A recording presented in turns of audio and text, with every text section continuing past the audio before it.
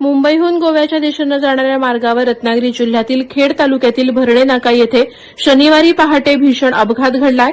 मुंबई गोवा महामार्गालगत उभ्या असलेल्या खासगी लक्झरी बसला भरधाव वेगानं येणाऱ्या मारुती स्विफ्ट कारनं पाठीमागून जोरदार धडक दिली आहे।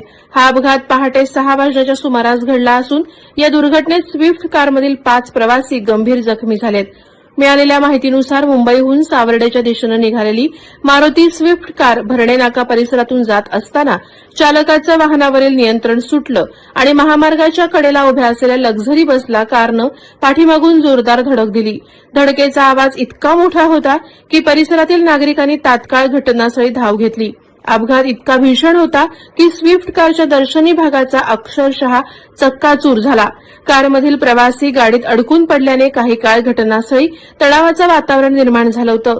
या अपघाताची माहिती मिळताच मदत ग्रुपचे प्रसाद गांधी, जगद्गुरू श्री नरेंद्राचार्य महाराज संस्थेची रुग्णवाहिका, 108 रुग्णवाहिका तसंच स्थानिक नागरिक आणि भाजपाचे वैभव खेडेकर यांनी तत्काळ घटनास्थळी धाव घेत मदत कार्य सुरू केलं। खेड पोलीस, स्थानिक नागरिक आणि मदत पथकांनी जवळपास पाऊण तास अथक प्रयत्न करून गाडीत अडकलेल्या प्रवाशांना सुरक्षित बाहेर काढलं।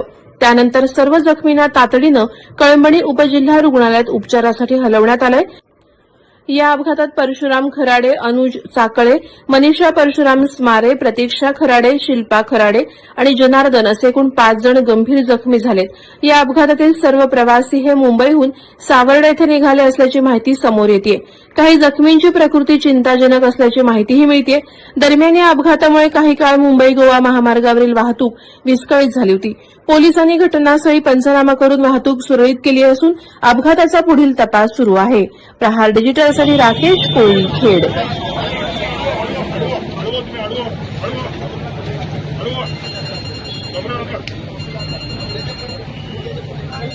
तुम्ही